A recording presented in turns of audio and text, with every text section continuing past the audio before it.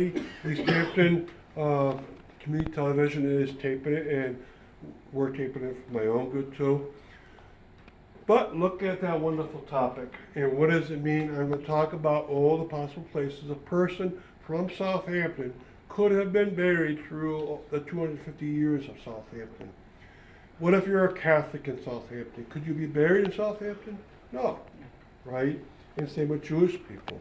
So I'll talk about the most likely cemeteries they might have been placed into. And we do have some beautiful cemeteries.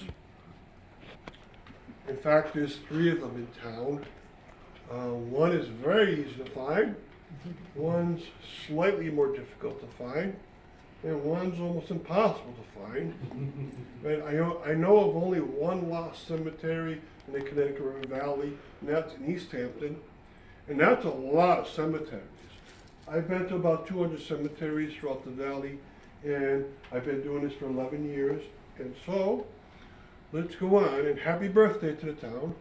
Thank you. This is one of the many people buried in the town, and we're going to talk about what the stones look like now and their positions. So I'm going to tell you how a person should have been buried along the way, and what you find out there now. And most people find this very peculiar that there is a difference.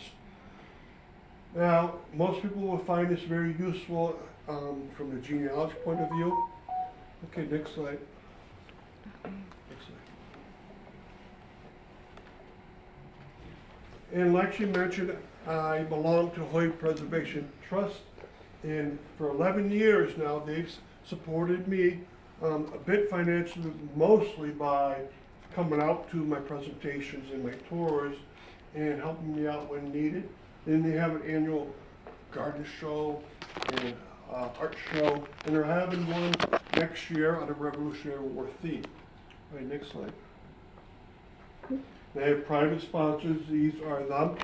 This, along the way, you can always raise your hand, because it's sometimes I don't always know where things are. It's very hard to get every detail about a community correct. This is not in Southampton. This is in Northampton. This was when you go to St. Mary's Cemetery. And when we start to talk about the Catholics, we're going to mention St. Mary's Cemetery, because a lot of the Catholics of Southampton would have been buried there, but they also were buried other places. This happens to be the founder of, I think, 6 major Catholic churches around Hampshire County, and he's buried in that cemetery. But one of the biggest mysteries to me is his burial record said he's buried out in Hancock, Massachusetts, and yet his stone is here. Next slide. All right, and another big mystery we're going to try to solve today is there's a 3rd cemetery in Southampton. And I want to know where it is someday and go there and take pictures of the headstones. I know it exists because in 1935, a person named Walter Corbin went around the Connecticut River Valley. He did genealogy for people. He also wrote down inscriptions of as many headstones as you could find. And he did the 2 major cemeteries in Southampton. He did this one too. This was a burial site, and he tells you right inside of this where it is located. But I can't find it, and I tried very hard. I probably tried at least 2 hours looking around the different directions he's given, and it's tough. Other people think on the internet they know where it is. I tried those places. I just could not find it. So we're going to come back to this slide. Look what he did in 1930, and he's a very accurate person. I've used a lot of his works. His work is now on the internet, but where is this cemetery? Okay, next slide. All right, now these are different types of cemeteries that can exist in the United States. Right, so this is general. We're going to get very specific very soon. The oldest type and the most common type for Protestants is the Churchyard Cemetery, and the Southampton Center Cemetery definitely is that. You don't have to put the cemetery right next to the church, although a lot of places do. Right? For instance, in Pelham, the cemetery is right next to the old churchyard, and that's where the word came around. But you can be up to half mile or a mile away, and it's still considered churchyard because the church owns it. And you know that the churchyard cemetery here is about half mile away. Right? There's also a family-style cemetery where only one family is buried there, and a lot of communities would have those. There's also a neighborhood. Southampton happens to have one neighborhood cemetery. They became much more prevalent after the Revolutionary War because there was a lot of freedom to open up and do things differently. All right? And all the Catholic ones I'll talk about and Jewish are on a lawn style. These are very scattered in look, except the gravestones always point on the east-west axis. And the same with family. With neighborhood cemeteries, the same thing. There's always an east-west axis, but the plots could be scattered around. So you might have a husband and wife team close together, but a lot of their children, even young ones, would be somewhere else. The superintendent of the cemetery, would only leave a couple spaces for a married couple, and he was the one that would give out the plot because the plot was free if you belonged to the church. Okay, so next slide. I have a question. Yes. You know the difference between a graveyard and a cemetery? A graveyard is a very generic term, and most people would only apply it to churchyard cemeteries. It's the old brownstone look, but it's so general that there's no specific thing to I've heard that it was, when it's by the church, it's called a graveyard. it. Usually when it's right by a church, you call it a churchyard cemetery, right? So, but it's such a nice general term, you can use it almost anywhere. And notice that I use burial grounds as an even more general term. All right, now, there's a gap of a few years between the settlers coming to Southampton. They had to get permission to move out here and take in land. And they did so. But of course, those settlers are from Northampton, which was settled very early on, 1630, I believe. Springfield was 1630. I think Northampton would have been a year or two later. All right.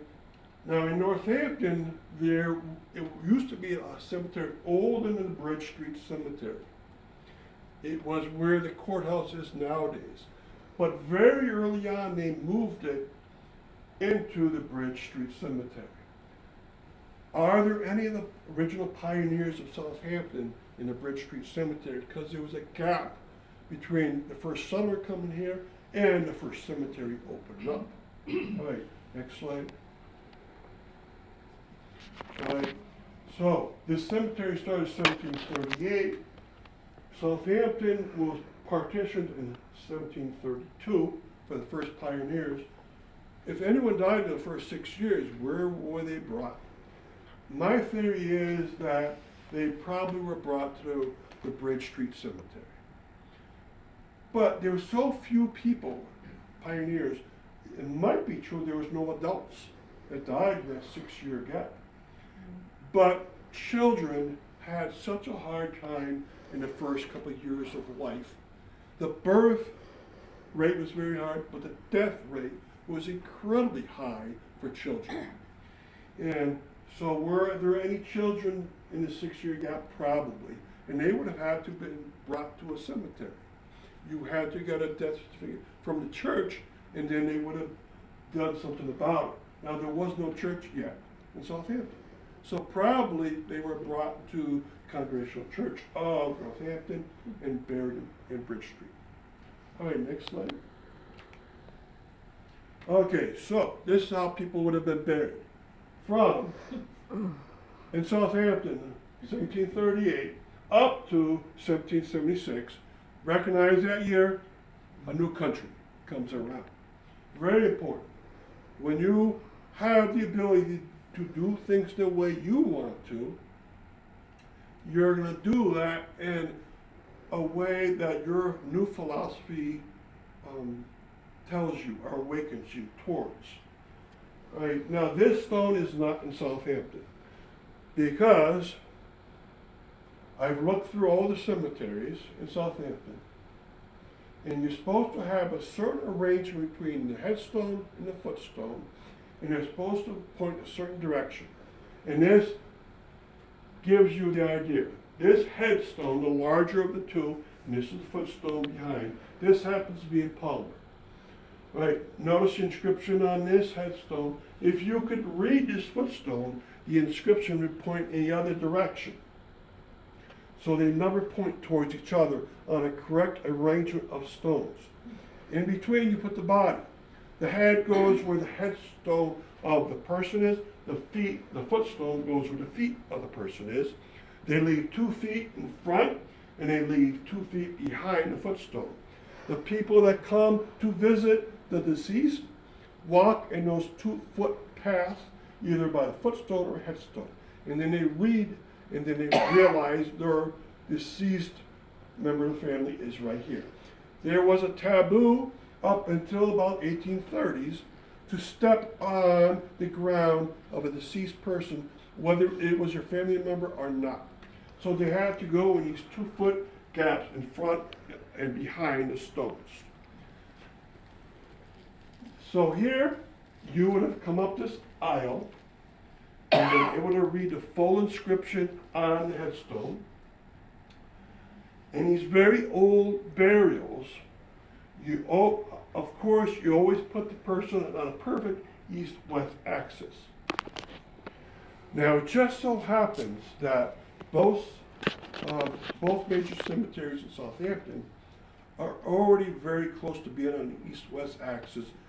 If you look at the roads they're on, they're already lined up very much on the east-west axis already. Okay, but these old burials would have been the following. The head of the person would have been towards the east, the feet of the person towards the west. The footstone here, inscription up. Headstone here, inscription up. So if you're walking in these 2 aisles, you could read both. Right? You could actually send 2 family members down looking, and you have a better chance because you see the footstone with the initials and say, oh, it's here. So this is the way people were buried. Why? On Resurrection Day, the Protestants very much believed the Resurrection Day would happen, and it would happen in a certain direction. That it would happen in the east, where the sun rises. On the Resurrection Day, a person is thought to, according to theology, have their upper torso rise upwards. If this person rises upwards on the Resurrection Day, what direction are they going to look? West. West. Now, the resurrection happens in the east. The Protestants thought from 1620, when they settled the United States, up to 1776, that you were not worthy to see the resurrection day. You were a sinner, and I'll tell you the most famous phrase around this area of any minister: you are the sinner in the hands of an angry God. That was by Jonathan Edwards of Northampton.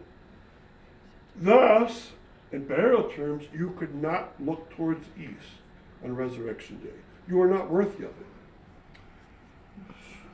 In 1776, that would change because you had a new country, a new philosophy. Right? I have such a hard time finding a perfect arrangement. East-west axis, 2 stones, both pointing out. You know how hard that is to find? Well, I'll tell you. I've visited 200 cemeteries in these 2 counties. I've looked for this arrangement for about 30 years. I didn't find my first correct arrangement until this year. That's 29 years of looking and nothing. And then all of a sudden, in 1 week, oh, 1 week, I finally found 18 examples, 12 of them at the Palmer Center Cemetery. Why? Because it's so remote. It seems like it should be downtown, Palmer Center Cemetery. It's not, because Palmer has a lot of villages and nothing's in the center. So Palmer Center Cemetery is so remote that it's hard to find even when people tell you the address. And then, even then, you gotta walk a quarter mile into the cemetery. And thus, no one's changed it around. And thus, it's one of the few cemeteries where stones are still in the original direction. Okay, so next slide.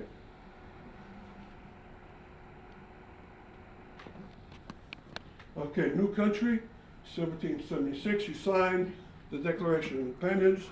You claim you're independent from the United Kingdom. Of course, you're not until you win that war, but we thought so much that we were, that we changed all our state constitutions. The states had their constitutions before the federal government had theirs. Also, burial practice changed, religion changed, right? And you would have different philosophy, a different style of ministers. You were now worthy to see the resurrection on the day. You would now, if you raised up torso, upper torso upwards, you would now face towards east. From 1776 onwards, the correct arrangement of stones is such: the headstone back here, the footstone over here.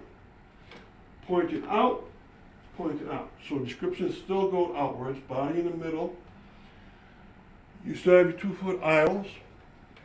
And this was good up to 1831, until the next drastic change comes around. If you go into cemeteries, though, you don't see that. In fact, I'll give you a good example. Go into the big cemetery of this town, the Southampton Center Cemetery. Do you find all pre-1831 stones pointing towards, inscription towards the west? No, when you go in a cemetery, almost all the old stones point to the east. So something's happened again. And that means someone's changed those stones around. And how many footstones are in that cemetery? I counted, I think, 3. And yet they all had them at one time. Yes? Many of the footstones were removed due to the maintenance, and Yes. we have them at Clark Chapman House. Oh, wow. That's wonderful. Now, you might be tempted to put them back in the original way. If they ever go back, which would be wonderful, they were always put the height of the length of the coffin. So if you have a 5-year-old child, they would put about this much. If it was a 6-foot guy in a coffin, very large, it was put like 7 feet away.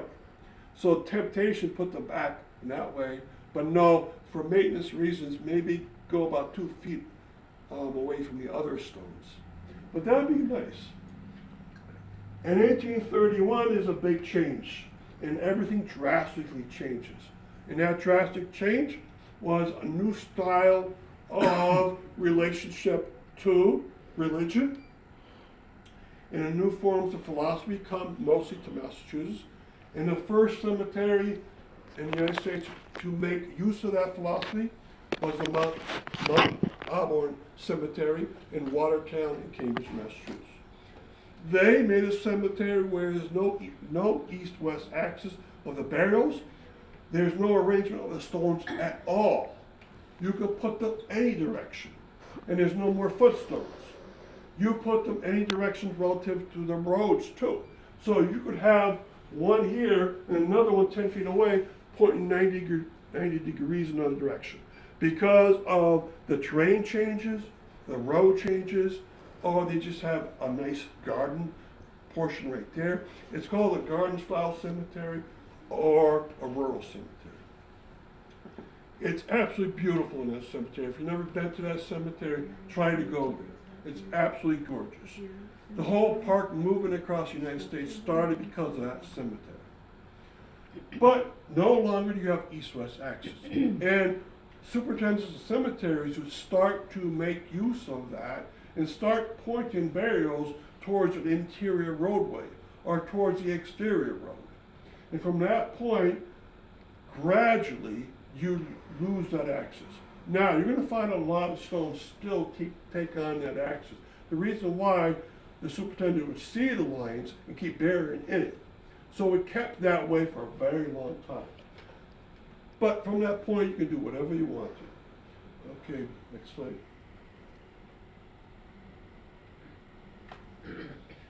Okay, so I've marked off where the Southampton Center Cemetery is.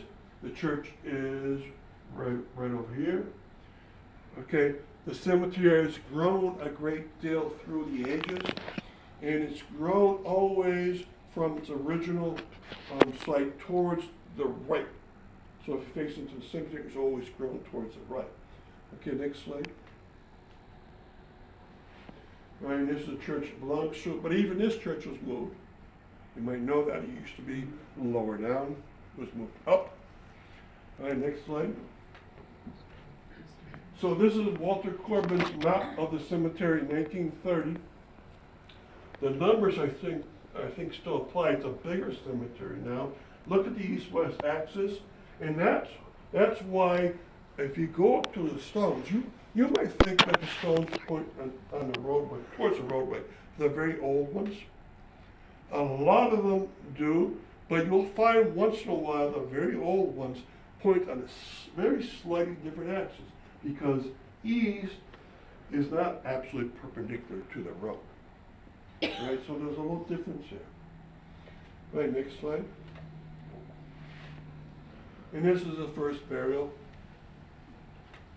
Now it says he died because he drank too much cold water. It is possible to die from drinking too much water. In fact, the person in the United States died that way last year. I don't know if the cold matters, maybe it does, but just drinking too much water after you're dehydrated could kill you. So he probably did die this way, right? But supposedly this is the birth of the cemetery. Whether the deed of land matches that, I don't know. The real stone is back here, and this one was put in much later. Yes, go ahead. Yeah, I can't see the date from here. What was It says 1738. Okay, and I think his father lived in Northampton, and he had walked over to Southampton, the legend goes, and he was dehydrated. All right, next slide. All right, so American Revolutionary War comes around, and we're celebrating the start of it this year. Right, Aaron Strong died at Saratoga, probably the most important battle of the entire Revolutionary War. This is the first time that the Patriots really for sure got a victory over the British. The first time ever. Lexington conquered, they did very well. Right? At Bunker Hill, it's officially a defeat, but the British had a lot of injuries and death. But no one calls those victories. They might have been philosophical victories, but this one for sure. And Aaron Strong was at that location. Okay, now, it has a very peculiar message down here written by Walter Corbin. It says that, very strangely, his daughter's name is down here, and it says that she's a certain age, I think it's 30 years, no, 25 years old. Now he did the math, and it came up that she must have been born a couple of years after her father died. Impossible if that's her father.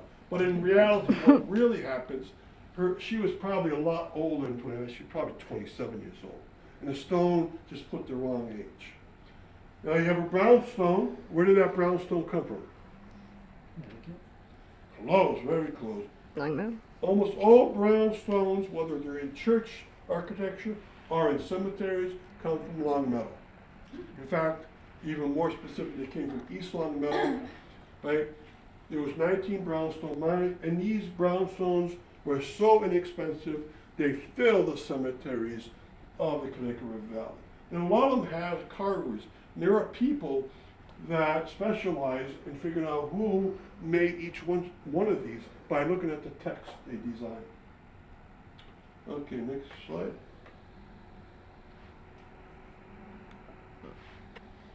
All right, the first minister in town He was a minister for 60 years, Jonathan Judd.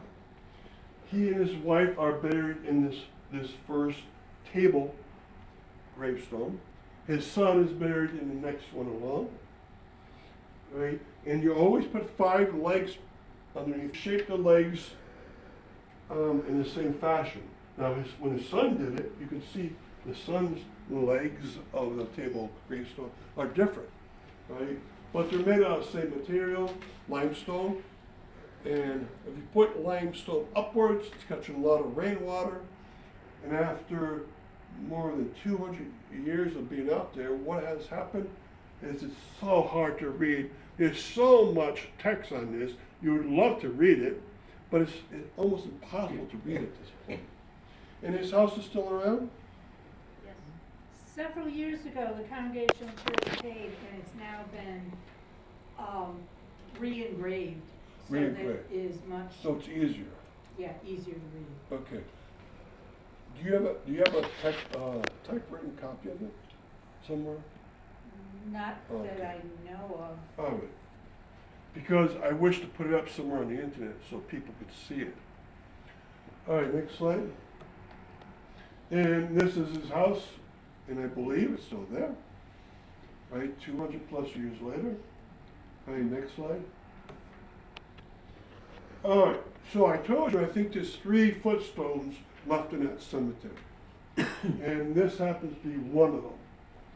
Right, you can see the headstones here, and the footstone is there. Okay, now, the footstone is pointed towards the roadway. The headstone's pointing towards the roadway, inscriptions. So is this a correct arrangement here? No, because they have to point opposite each other, right? And she died about 1810. So where is her body pointing? It would be she wants to rise towards east, so her head is truly here, and her feet are here. So, out of the two, which stone is correct stone or in terms of arrangement or orientation? The foot. The footstone is the one that's correct, the headstone's wrong.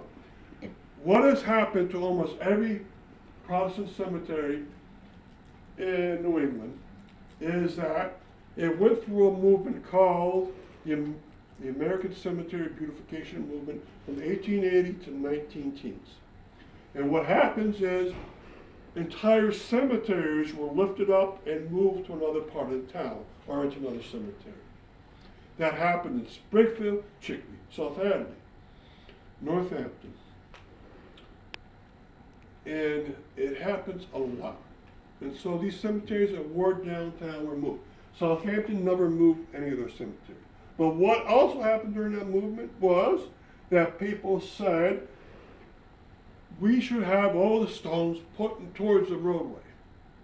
Whether they were the ancient ones pre-Revolutionary War or not. Now the ones before the Revolutionary War in Southampton, they would have had inscriptions pointing towards the roadway already, because the headstone would be pointing outwards towards east, footstones towards the west, body rise towards the west, on the very old ones. Their stones were already pointing towards the roadway. But what someone did, a superintendent from 1880 to 19 teens, he took all the burials from 1776 up to whenever they stopped these orientations, 1830s, and he or she shifted them 180 degrees to point towards the roadway. So this used to point the other way. So when I went to the Southampton Cemetery, I tried to figure out how many would fit in that time range. I would guess at least 100 and maybe 200 were shifted. So over a course of many years, with helpers, they would lift these things up, shift them around, just because they thought that was beautiful. So these old cemeteries everywhere were shifted around. So when you go in, you're not seeing the original cemetery look anymore. A lot of footstones gone, a lot of headstones shifted around. All right, next slide. And if you know the cemetery, you know there's a hole in two. This one was made 1874. These, the one in Amherst says 1840s. I hear this, some in Sunderland and Shrewsbury, 1830s. And supposedly there's one left in the Connecticut River Valley in Sunderland. You can see the date. What was it for? During the winter, you couldn't bury people because the ground's too hard. And it was always that way until about 1920 when they finally got equipment to thaw out the ground. And when they did, these became obsolete. This one happens to be around still, 151 years later. Great. You store the bodies there until April and then bury them.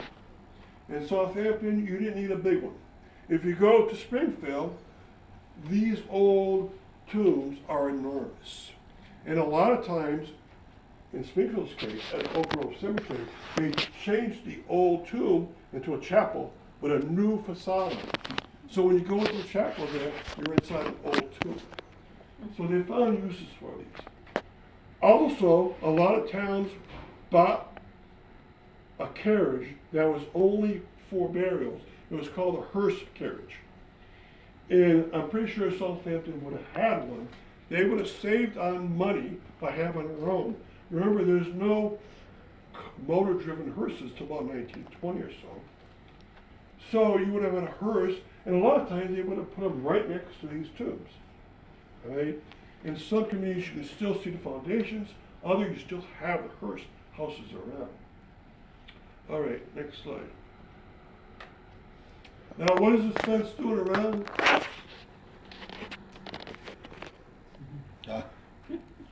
Now, of all the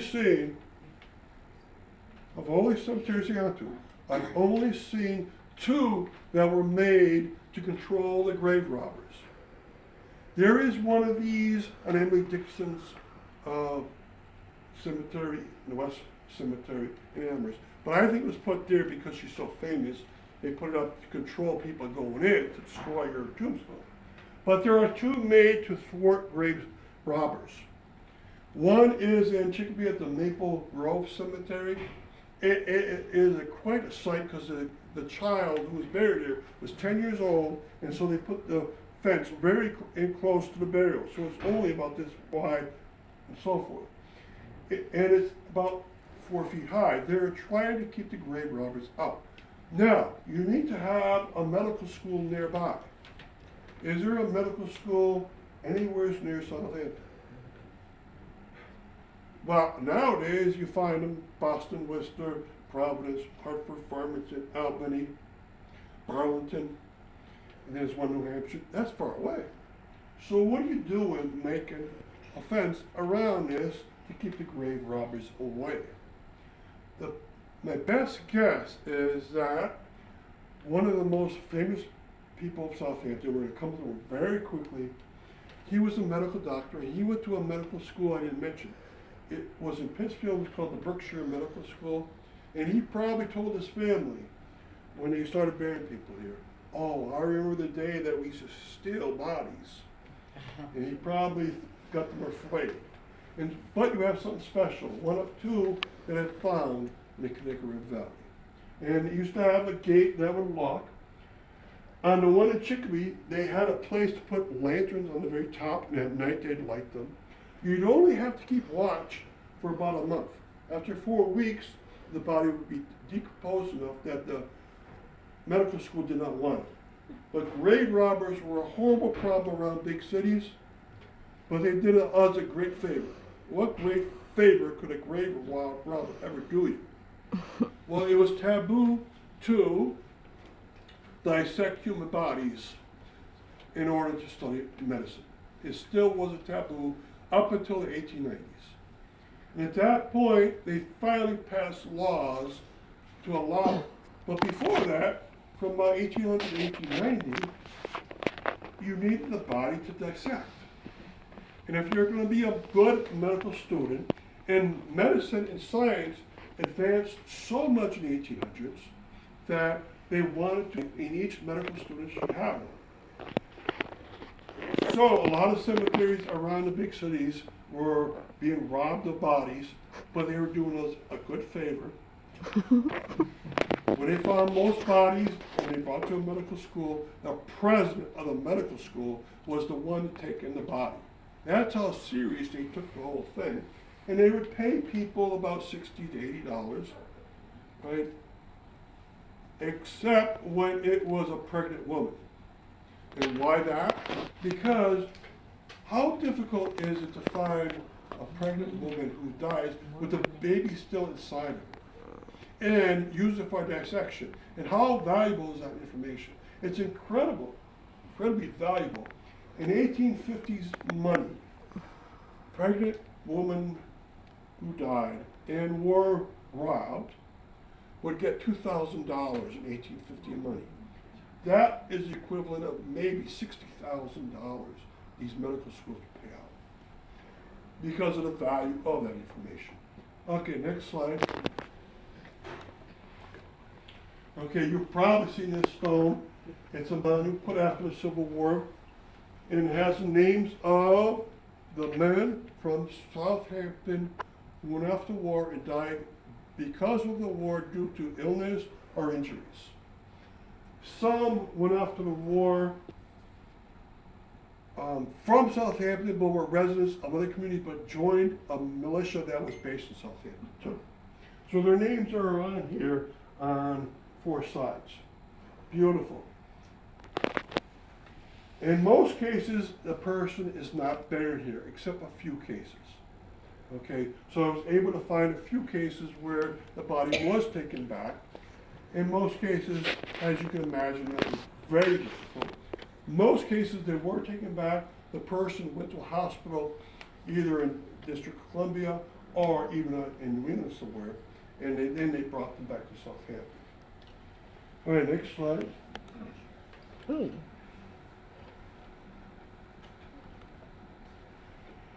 Okay, all the other war memorials of Southampton are on the green out here. It's very close by. So every war is honored with their dead, right? So the reason I'm showing you this is that the Civil War one I don't think is anywhere in this green because they know very well that it's in the cemetery. Okay, next slide. Okay, so look at this. Perry Coleman died in 1862. He died in Fair Oaks, Virginia.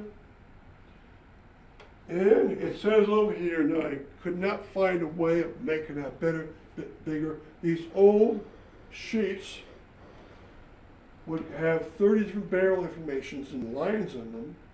And so it's already at a very low level of handwriting. And when you digitize it, it doesn't really get much better. But it says in the very last column that he died and was buried on the battlefield of Fair Oaks. Then it says underneath, they brought him, they took him up, disinterred him, reinterred him in Southampton. So that's an incredible amount of information they put. In most cases, there was a lot of men from Southampton that died in the war. In most cases, they would bury him on site. Okay, so next slide. And this is his stone. And someone, a relative, added this later. He has a gorgeous stone. And that's one of the few pictures I could find of anyone from Southampton that died in the Civil War. I found that on the internet. It's a beautiful slide. A lot of men that went out to the Civil War had their picture taken before they went. Photography was all the rage in the 60s, and so you have a lot of these, right? And Ken Burns has made a living off of a lot of these old photographs. Okay, next slide. Now, Rufus Robinson, not so lucky. He died in the Andersonville Cemetery. Oh, he died, sorry, Andersonville. It's a prisoner of war camp in Georgia. And he died without a stone. The Confederate did not bother to feed these men very much. When diseases started to hit, such as diphtheria and cholera, they did nothing about it. So the Northern forces, when they had prisoners of war, treated them very well. The Southern forces, when they had prisoners of war, treated them very badly. And here's his number, that because there was, in this cemetery that he's in, there was an old plat map. And so when I put the numbers and matched to the names, but there was no stones until the federal government started putting these up about 1900. Right, so he's buried down there, and everyone that died in Hinsville is buried there. From Southampton, I believe there's 5 men that are buried in this cemetery. Okay, next slide. Now, Rufus Street, it says, Cenotaph. Cenotaph is when you have an inscription in a cemetery where you're not buried in a cemetery. So if you look through the Southampton cemetery, you'll find a stone put up for Rufus Street. If you read, he's buried in New Orleans, all right? And was he ever disinterred and reinterred? Yes, but he was not brought back to Southampton. Okay, so next slide. Where was he brought? Well, he might have been buried in the original location, the Cypress Grove number 2 cemetery. All right, and look what Walter Corbin has done, got the inscription on that. It's very hard to read that stone, but on the stone, someone put down where he was buried. He can put a stone up for him in Southampton, he's not buried. That's so tough. But in the 1920s, all the people buried in this cemetery, they took up out of the ground and put them in another cemetery. The reason why was this cemetery was for both the Northern forces and the Southern forces together. And the federal government decided to get a national cemetery going for just the Northern forces and leave the Southern ones there and make that cemetery better. So they're both separate now. Okay, next slide. All right, now I know Southampton has a Community Preservation Act, and I know they do a lot with it, but if you walk through the cemetery, every winter things get destroyed and damaged. So I found this in the ground. I have no clue how the arrangement of this with the burnt stone was, but there's a big gravestone cylinder in the ground. And cemeteries are eligible for Community Preservation Act grants. You know, a few $1,000s every 5 years would fix these cemeteries up very, very nicely. Some stones are in the ground. The reason why, you know, the fog ground's pushing things over, especially when the ground's not level. But for the most part, this cemetery is a gorgeous cemetery. A lot of positives behind it, and it's well taken care of. All right, next slide. Okay, now this Gridley Cemetery, this is trying to tell you where it is. And I've tried, like I told you, 3 different places. Right next to the church, there's a home, and then there's a mechanic shop. I thought that was one of the places. So I go up to the back fence, look down, I can't find stones. I know their stones should be still there, because in 1930, Walter Corbin said they were there. He also says here they're on the old Gridley place, which is right there, a little further up from the church. I tried that home and couldn't see anything. I walked up this street up here to check this home, and there might be something back there, but I can't walk up private property. And I was just starting to think yesterday, this thought, could he be buried on the other Gridley home of Southampton? The son, could that son have the burials of his parents and his brothers and sisters on his property? The Gridley home is that in private hands. It's at a home that's only about 5 homes up from here. I'll show you the picture of it soon. He writes down it's also in 1930 at the Mrs. Abner Peck home. And I tried the 1930 census, and I put in Abner Peck, and I couldn't find his will. Okay, so next slide.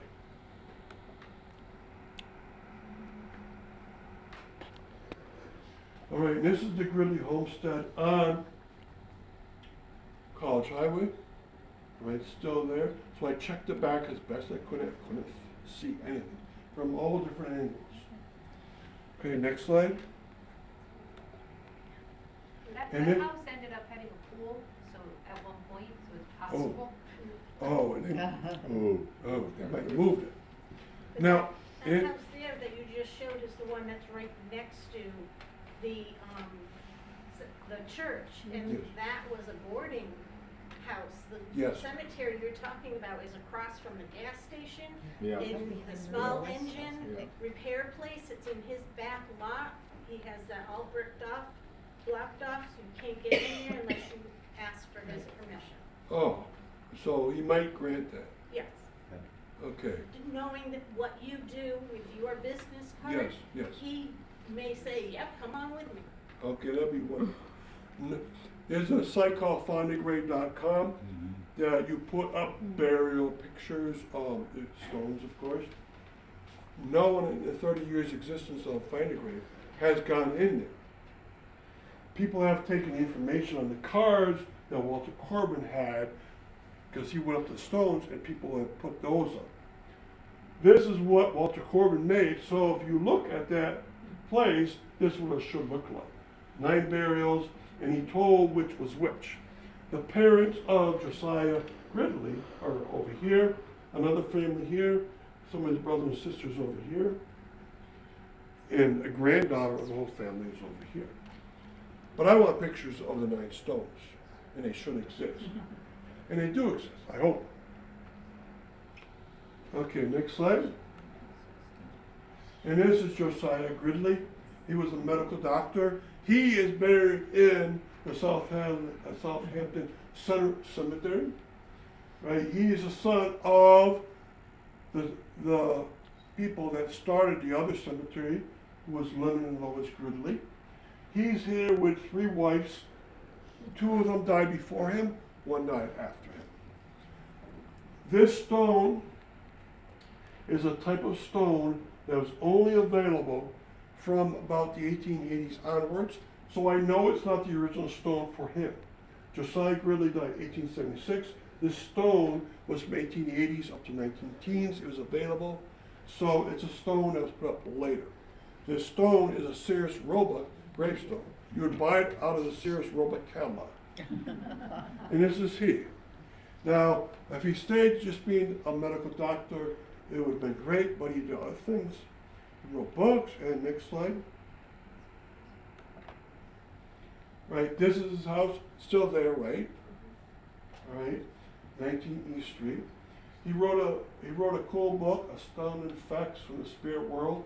I don't know if it still exists, but he was a spiritualist also, besides being a medical doctor. When his son died, I think his son was very young, he got very upset, and he went beyond the knowledge that medicine would give you, trying to communicate with his son through spiritualism. He claimed he succeeded. He would go to tables filled with relatives and they would try to connect. He also did herbalism. And in the 1800s, who knows if the herbs are working? Maybe yes, maybe no. It's always good to experiment, especially early on in medicine. All right, next slide. And there he is with his family. Great picture. Next slide. Okay, so West Park Cemetery. It's out there. If you go out onto the road is dirt road. Fulmer Road. Dirt road about half the time. Dirt and paved about half the time. I've been there 3 times. There's a reservoir there now owned by Holyoke. In fact, about 20% of Southampton is under deed to Holyoke. The Holyoke Waterworks owned it, and they very, very nicely went around to people in the 1800s and asked them, can we buy your land and home this year? We'll pay above the market rate. They finally started having success by the 1870s because farmers were moving out to the Midwest anyways. And so they started buying up a lot of land at that point. They figured out that the cemetery and one house were not in the watershed of the reservoir that they would build. And so they left it there. So that cemetery and that one house, a Clark house, is still out the water that goes on that ground does not go into that reservoir. Nowadays, it's called Ty-Carmody. It used to be called the Manhan. And there's another reservoir up here called the Whitemore, and there's a tiny reservoir called the Intake Reservoir next to it. Okay, next slide. And this is showing you where it is. The next slide. And this is a picture of the Ty-Carmody or the Fulmer Reservoir or the Manhan Reservoir. They're not all one the same. The Ty-Carmody is enormous compared to the Fulmer Reservoir or the Manhan Reservoir. It's quite enormous. No one can go out there, sadly. All right, next slide. But this is the entrance to the West Park Cemetery. Next slide.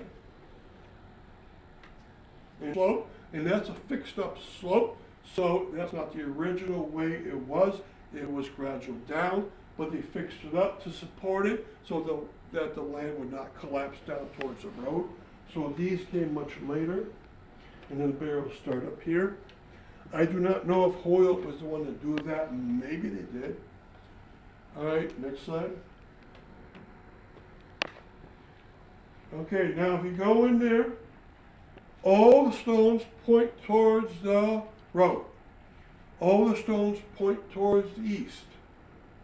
So there are some very old stones in there. And there's none older than the Revolutionary War though. So they should be on the eastern axis from 1776 up until the 1830s.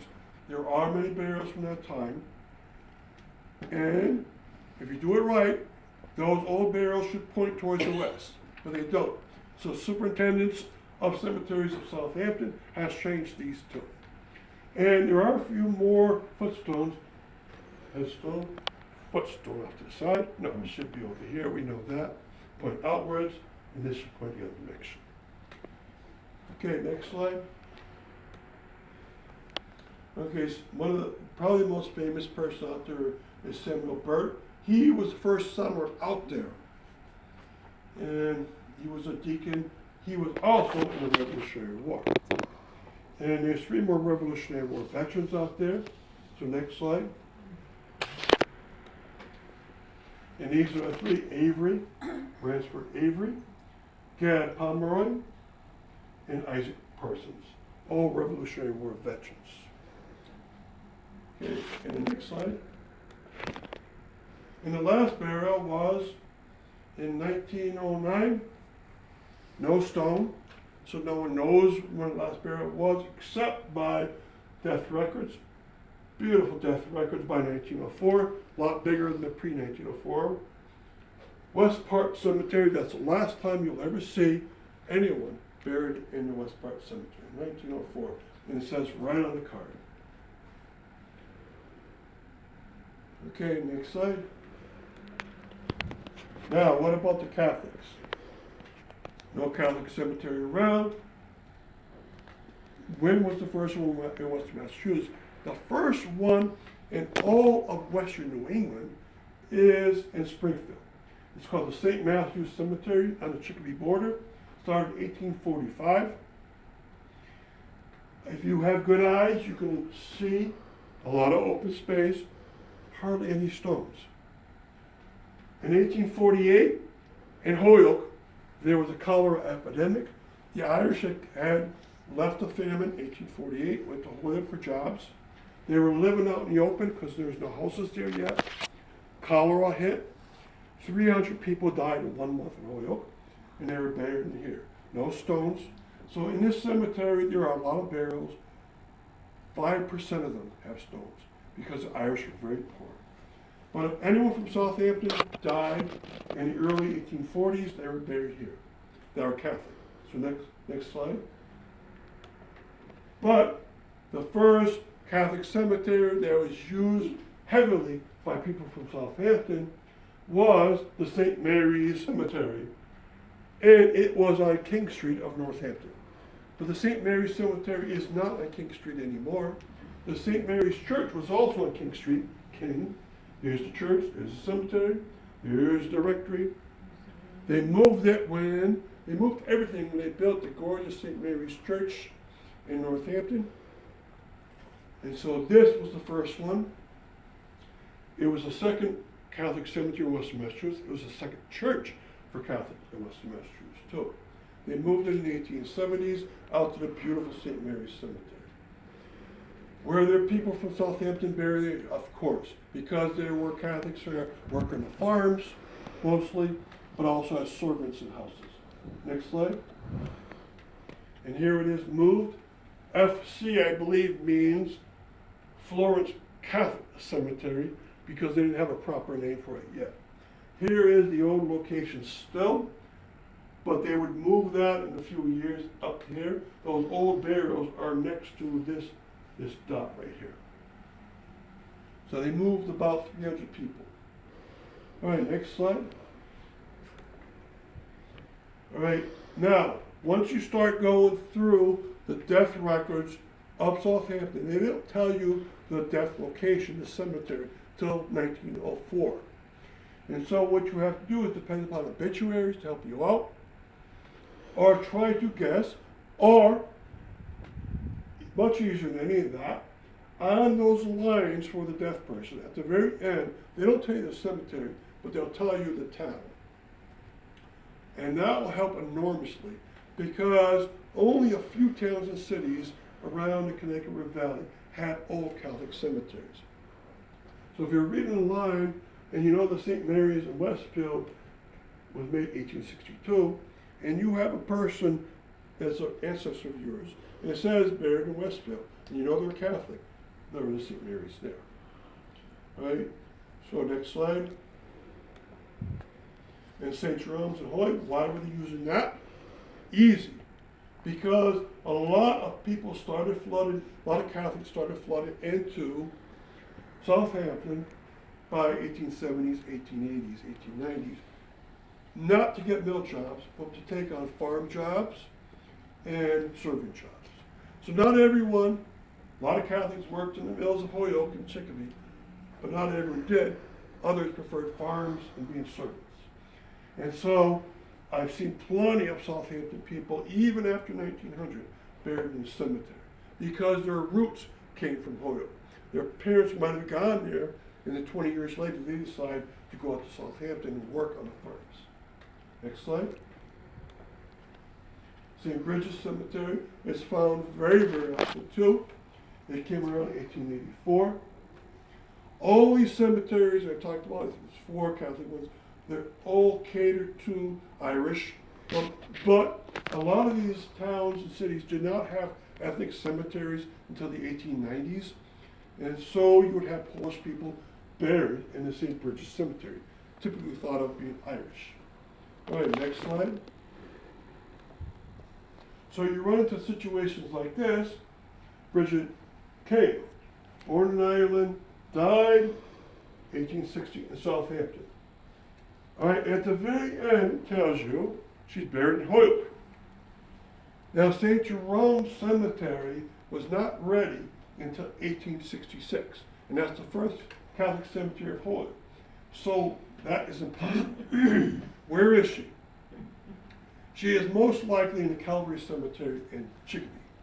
And the reason why I got confused was that the Calvary Cemetery of Chicopee was a Catholic diocese cemetery for all Catholics who had no church, set church, or thus set cemetery.